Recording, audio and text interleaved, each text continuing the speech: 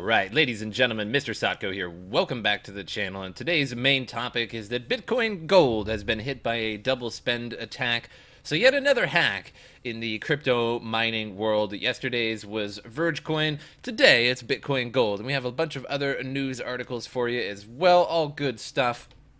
But before I get into that, I'd like to shout out another donation, and that was a PayPal donation from Richard Blackmore, which is like the coolest name I've ever heard, by the way. And it was for $6.66, which is extremely metal, and I really wanted to play Ministry's Jesus Built My Car, but I would probably get hit by a copyright strike. So, Richard Blackmore, please just play Ministry, and then jam out to it for just like 30 seconds, and then that's my gift to you. Thank you for that.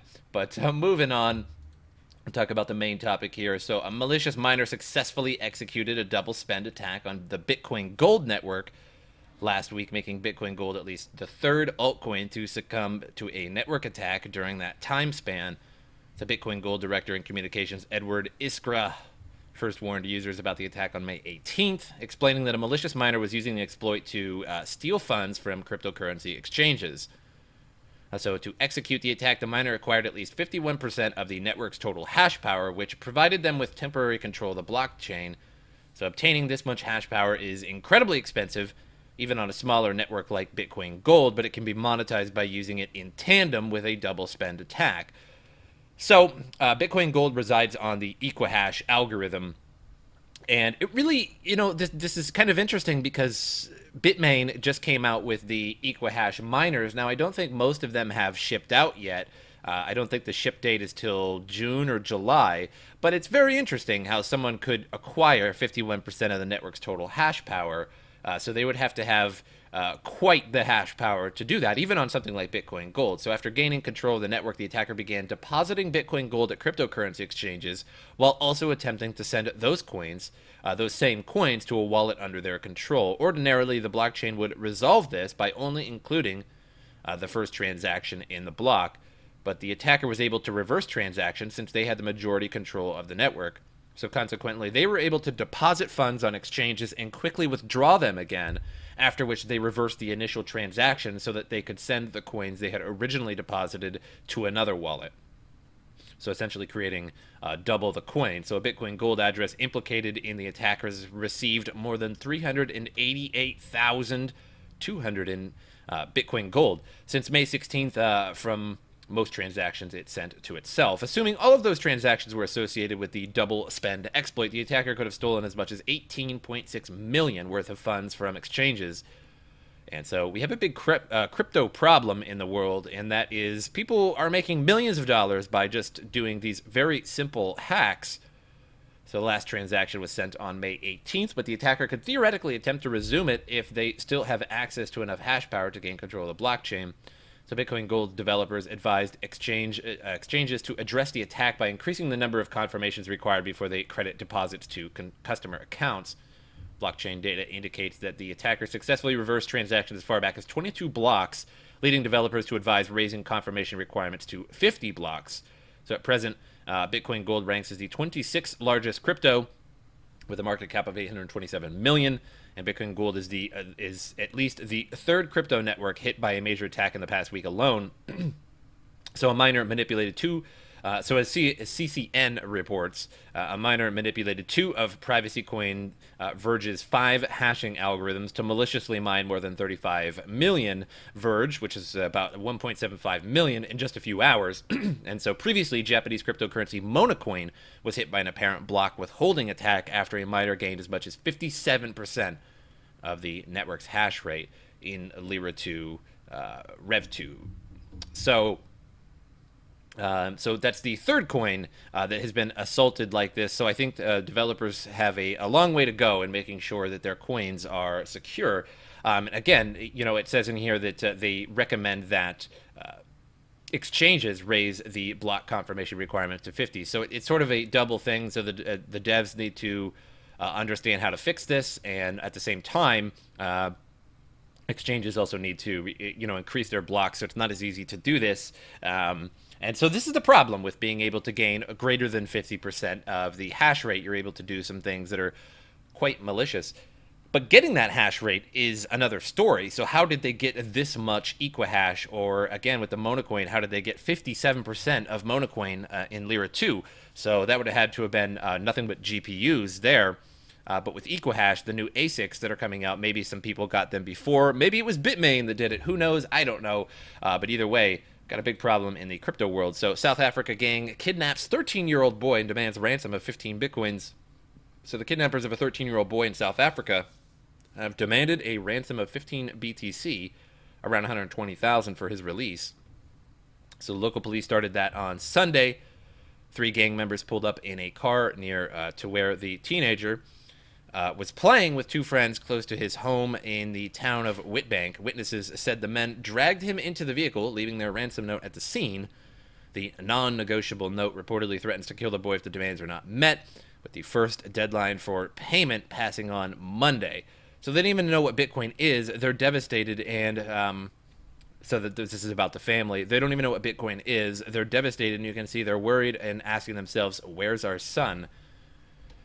So very, very unfortunate that this is happening. So late last year, Pavel Lerner, the manager director of crypto exchange Exmo, was released after a 1 million ransom in Bitcoin was paid to a gang who had abducted him while he was leaving his office in Kiev. That same month, the perpetrator of an attempted package bomb in Germany sent a note via DHL demanding a 10 million ransom to be paid in Bitcoin. So I really hope that all works out. I hope the authorities find that. But not good things going on in Africa with that. So another story, and this is a really short one. This is more of like a media story.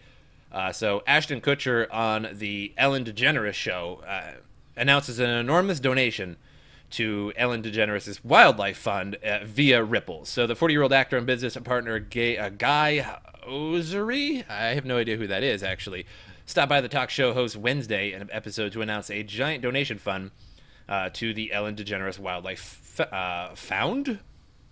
Probably should be fund. Ashton and Guy are investing in Ripple, an international cryptocurrency transfer app, and they teamed up to donate $4 million to help save gorillas, because why not? During the appearance, Ashton said that he has been friends with Ellen for years, and she always does things for other people, but never asked anyone to do things for her. So when her wife, Portia de Rossi, started the new fund, Ellen finally started asking her friends to help, and Ashton came through. And I really actually like Portia de Rossi. She was on Arrested Development. If you don't know that, the actress is her name. She's married to Ellen, and if you've ever watched... if you have never watched the show Arrested Development, it was on a long time ago, and then they came out with a recent one series sort of spin-off or a little extra that they added years later. But that show is one of the funniest shows you'll probably ever see.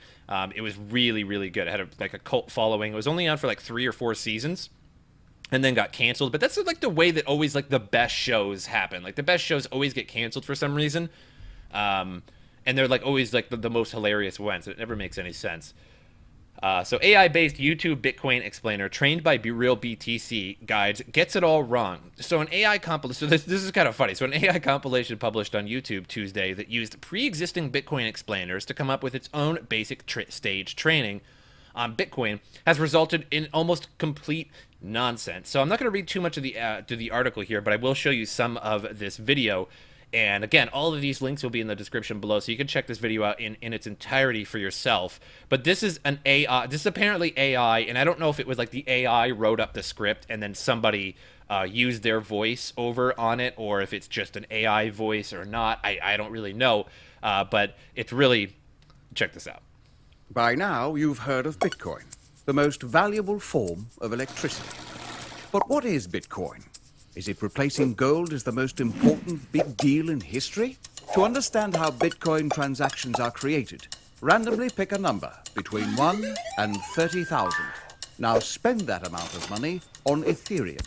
This is What? known as hashing the code to get some of that Bitcoin. Joe has become popular by typing so much that he is now worth around 500 million Bitcoins. If Alice wants to make huge numbers of money from Joe, Alice can use techniques from calculus to do things like identify 4,096 pizzas.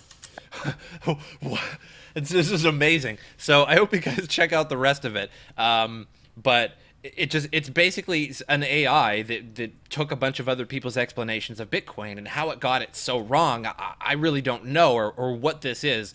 Even if it's not AI and it's just total troll and it's just somebody made a video that's just total nonsense, but Alice doing calculus to figure out 4,096 pizzas. Totally makes sense, right? Because that's what calculus is for.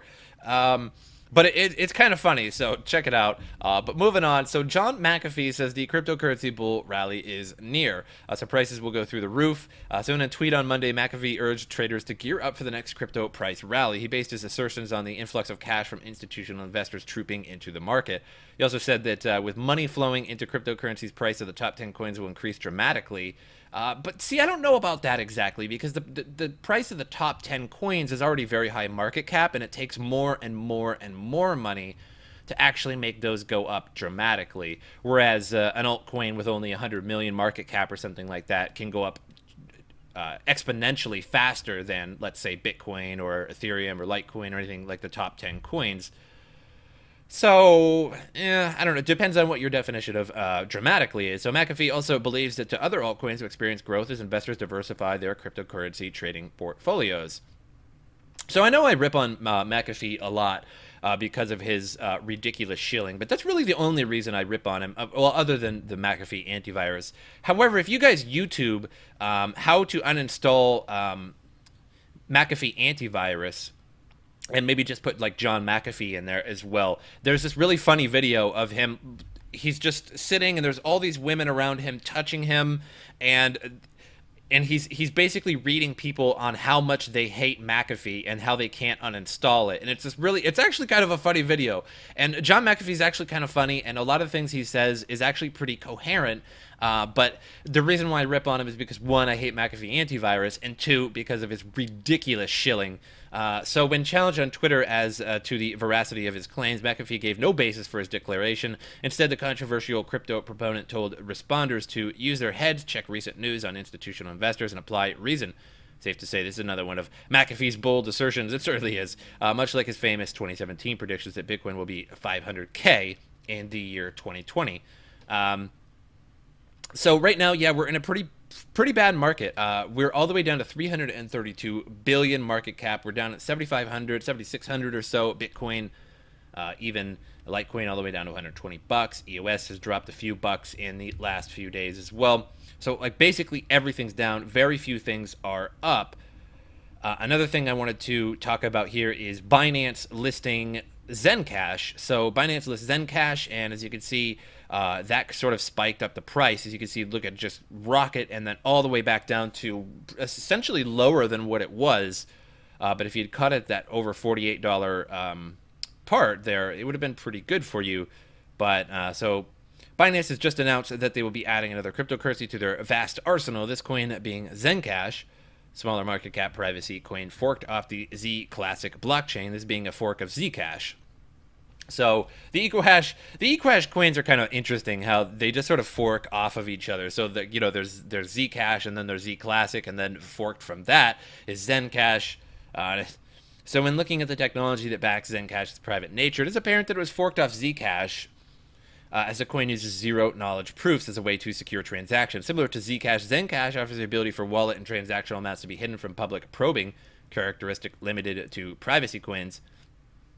However, many see ZenCash as an improvement on the Zcash codebase, as there has been more development with this project. So ZenCash for Zcash. Along with a proof-of-work system, ZenCash involves the use of secure nodes that allow for users to hold a certain amount of ZenCash to stake their coins on the network, generating more ZenCash as the node operators as time goes on. So it's essentially proof of stake and proof of work. I never really staked ZenCash. I have mined quite a bit of ZenCash. So I usually like to mine almost, not exclusively, but primarily ecohash, just because there's a lot of good coins in ecohash, and so it doesn't really matter what you're mining. Usually one of them is on the top of the mining profitability, whether it be ZenCash, Z Classic, Zcash, sometimes Komodo. So ZenCash does this to help incentivize users to run secure nodes for the network. Can't forget Bitcoin Cash as well. or excuse me, Bitcoin Gold, which can only help to increase the security and immutability of the ZenCash blockchain. The team at ZenCash boasts that they have over 5,000 secure nodes in comparison to Zcash's 125. This project also provides an encrypted chat protocol called ZenTalk, which allows for encrypted communications between users. So I did a ZenCash review video, and it was 2 or 3 months ago now, and I did talk about the ZenTalk protocol. So unique protocol has been proven to be one of ZenCash's most unique and fascinating features. It has only attracted more investors to the project. So that should, theoretically, that should increase the price, or at least temporarily being at least announced and then being put on Binance. So this is clearly like the announcement. And then we'll probably see another one once it actually physically goes on there. So let's see, when is it? So it's now listed on Binance. So it didn't do so good. So it got listed. The hype brought the price way up, and then everybody sort of just insta sold it, and there we go. So taking a look at the markets here, they do have it updated on Binance. So Bittrex trading in a little bit more, and so it's really nice that it was listed on Binance, because before this it wasn't listed on very many exchanges. It was on Bittrex, it was on OKX, Upbit, and Cryptopia, but for the most part, a couple months back when I actually made the ZenCash video, it was listed on even less exchanges, and I ended up having to buy and sell some ZenCash on Cryptopia, which I usually avoid. Now, Cryptopia is pretty easy to use, but it's just so basic, and it's just not a very good exchange, but it has some of the most altcoins I've ever seen on an exchange. Maybe not the most. I think maybe Poloniex might have more. I'm not sure. But Cryptopia has a lot of them. Cryptopia is kind of a place, like the discount store, where they're like, sure, we'll accept your altcoin, and like, we'll only make you pay this much, instead of like Binance making, like a coin probably pay millions of dollars to be listed. So that's about all I have for you today. But taking a look at CoinMarketCap, the winner of the day is Ox. Skycoin, Bitcoin Private is actually kind of coming up just a little bit. Monacoin is way down. We could take a look at Bitcoin Gold as well, and we'll see where that was at. I think it's 26. No, it's 27th now. So it lost the 26th place to OX. Bitcoin Gold down by 11%. And you can see this attack did not fare well for Bitcoin Gold.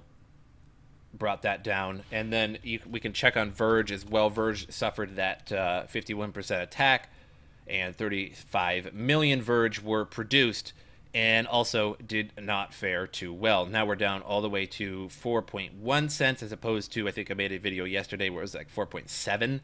So it's down even further. And then Monacoin, we can take a look at that as well, because that also suffered a 57% attack. And again, did not fare too well, and is now pretty low as compared to a couple days ago. However, also taking a look at that, you also need to consider that the entire market is down as well. You can see all the coins just rocketing downward. So great time to buy, to be totally honest. You can wait till the market really bottoms out, but not a bad price at the moment. So if you watch my videos often, I usually show CoinMarketCap just about every video, usually every other video or so. And so just a couple weeks ago, we were at like 440 billion. We were basically jumping around from 380 billion to 450 billion, and depending on what day it was one or the other for the most part. And now we're all the way down to 333. So we are in quite the slump for sure. Bitcoin dominance at 38.9%, and this kind of goes to show that Bitcoin is losing its dominance slowly over time.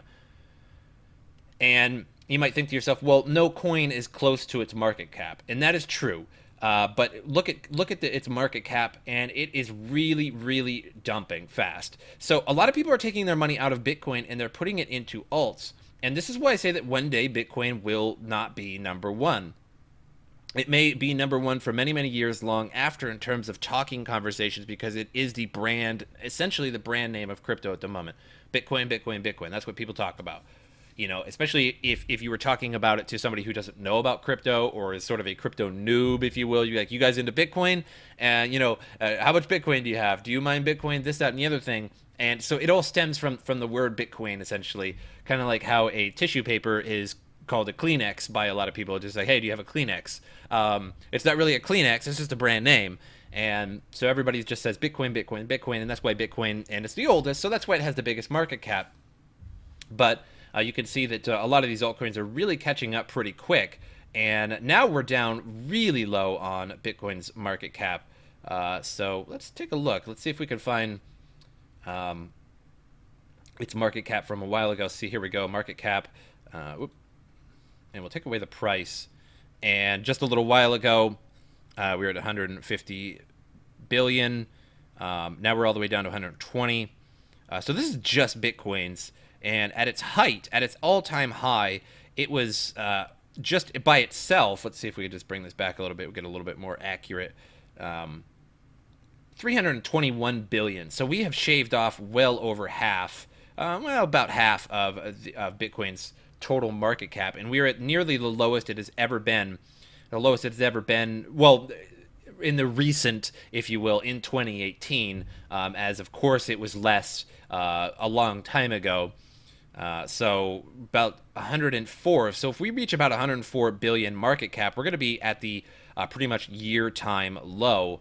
And again, a great time to buy Bitcoin, because if it goes back up to 11,000 and then falls back down again, and you sell it and you keep doing that, that is how you trade for sure. But I hope you guys enjoyed this video, and as usual, I will see you guys next time.